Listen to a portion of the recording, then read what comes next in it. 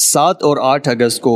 سورج کی سطح سے بہت زیادہ پلازما، جس کو کورونل میس ایجیکشن کہتے ہیں، جو سولر فلیئرز کی وجہ سے ہوتا ہے، وہ زمین کی طرف اپنا سفر جاری کرتا ہے، اور ہو سکتا ہے کہ جب آپ یہ ویڈیو دیکھ رہے ہیں اس وقت یہ زمین کے اوپر پہنچ چکا ہو۔ 1000 کلومیٹر فی سیکنڈ کی رفتار سے یہ کورونل میس ایجیکشن یا سورج کی سطح سے اٹھنے والی سولر فلیئرز کی صورت میں شمسی طوفان زمین پر پہنچ کے زمین کے مقناطیسی میدان کے ساتھ انٹریکٹ کرتا ہے اور آپ کو ایک خوبصورت نظارہ پیش کرتا ہے جو قطبی روشنیوں کی شکل میں ہمیں نظر آتا ہے۔ یہ سولر فلیئرز جو ہیں سورج کی سطح کے اوپر موجود سن سپاٹس جہاں پہ آپ کو نظر آتے ہیں یا سیاہ دھبے جو نظر آتے ہیں وہاں سے پیدا ہوتی ہیں، اور ان کے پیچھے سائنس یہ ہے کہ جو سورج کے سن سپاٹس ہوتے ہیں وہاں پہ سورج کی مقناطیسی طاقت بہت زیادہ اسٹرانگ ہوتی ہے اور وہاں پہ مقناطیسی رنگز بنتے ہیں۔ ان میگنیٹک رنگز کے آپس میں ٹوسٹ ہونے کی وجہ سے، شارٹ سرکٹ ہونے کی وجہ سے ایک دھماکہ ہوتا ہے، جس کی وجہ سے سورج کی میس جو ہے، اس کی کمیت جو ہے وہ ایجیکٹ ہوتی ہے، جس کے اندر بہت زیادہ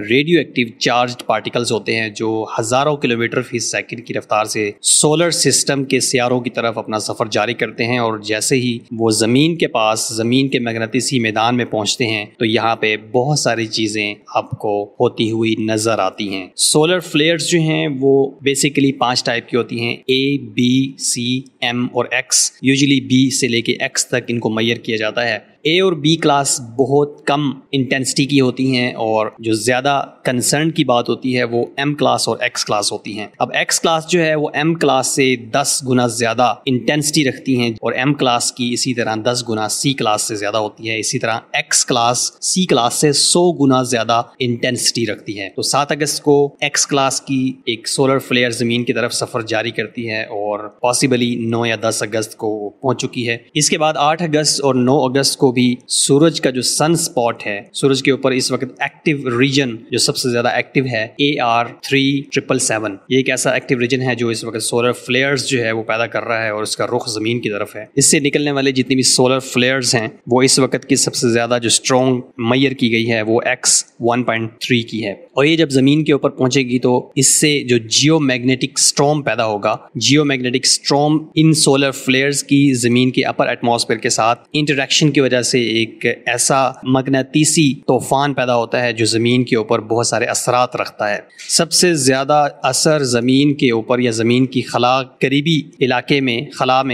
علاقے میں آسٹروناٹس کو جو اس وقت انٹرنیشنل اسپیس اسٹیشن میں ہیں ان کو ڈائریکٹ اس کا اثر ہو سکتا ہے، کیونکہ وہ زمین کی جو ایٹماسفیئر ہے اس کے پروٹیکشن سے باہر ہوتے ہیں۔ اسی طرح جو ہزاروں سیٹلائٹس جو ہیں وہ خلا کے اندر کام کر رہے ہیں، ان کے ہارڈ ویئر کو، ان کے سافٹ ویئر کو بہت زیادہ نقصان ہو سکتا ہے، وہ پرماننٹلی ڈیمیج ہو سکتے ہیں۔ اس کے بعد جو GPS سسٹم کے سیٹلائٹس ہیں وہ اگر ڈسرپٹ ہوتے ہیں یا پرابلم کریٹ ہوتی ہے تو اس کی وجہ سے ریڈیو انٹرفیئرنس کی وجہ سے ان میں پرابلم آ سکتی ہے، اور GPS سسٹم کے اندر خرابی پیدا ہو سکتی ہے۔ اسی طرح زمین کے اوپر اگر دیکھیں تو زمین کے اوپر ریڈیو بلیک آؤٹس ہو سکتے ہیں۔ ریڈیو بلیک آؤٹس یہ ہوتے ہیں کہ زمین کے اوپر آئونوسفیئر سے ریفلیکٹ ہو کے جو ہم کمیونیکیشن کر رہے ہوتے ہیں، جس کو ہم ریڈیو کمیونیکیشن کہتے ہیں، اس کے اندر ہائی فریکوینسی اور ویری ہائی فریکوینسی، مطلب 3 سے لے کے 30 میگا ہرٹز تک اور 30 میگا ہرٹز سے 300 میگا ہرٹز تک کی جو فریکوینسی کی کمیونیکیشن ہم کر رہے ہوتے ہیں وہ اس جیو میگنیٹک اسٹارم کی وجہ سے بہت زیادہ ڈسٹرب ہوتی ہے۔ لیکن اس وقت سائنس اتنی ترقی کر چکی ہے کہ ان جیو میگنیٹک اسٹارمز کے آنے سے پہلے سولر فلیئرز کا بننا اور ان کا زمین تک پہنچنے تک کا جو وقت ہے وہ اتنا ہوتا ہے تقریباً 18 سے 24 گھنٹے یا اس سے بھی زیادہ۔ تو اس میں یہ پتہ چل سکتا ہے کہ کس کلاس کی سولر فلیئرز پیدا ہوئی ہیں اور کتنے وقت میں وہ زمین پر پہنچ کر جیو میگنیٹک اسٹارم کا باعث بن سکتی ہیں، جس کی وجہ سے جو ریڈیو بلیک آؤٹس ہوتے ہیں ان کو پلان کیا جا سکتا ہے، ان کو مینیج کیا جا سکتا ہے۔ 2025 جو ہے وہ سولر میکس ہوگا، جس کے اندر اس طرح کی بہت ساری سولر فلیئرز جو ہیں وہ دیکھنے کو ملیں گی، بہت زیادہ ایکٹیو ریجن یا سن سپاٹس سورج کی سطح پر دیکھنے کو ملیں گے، جس کی وجہ سے یہ سولر فلیئرز پیدا ہوں گی، اور سولر فلیئرز کی وجہ سے زمین کے اوپر جیو میگنیٹک اسٹارمز جو ہیں وہ آ سکتے ہیں۔ لیکن اس میں ڈرنے کی کوئی بات نہیں ہے، کیونکہ اس وقت ان سولر فلیئرز کو مانیٹر کرنے کے لیے، دیکھنے کے لیے سیٹلائٹس جو ہیں وہ زمین کے گرد موجود ہیں، اور وہ الرٹ جاری کرتے ہیں۔ نوا ایک آرگنائزیشن ہے جو اسپیس ویدر کو دیکھ رہی ہوتی ہے، اور اس قسم کی جتنی بھی جیو میگنیٹک اسٹارمز ہوتے ہیں ان کے بارے میں الرٹس جو ہے وہ جاری کرتی ہے اور وہ بتاتی رہتی ہے کہ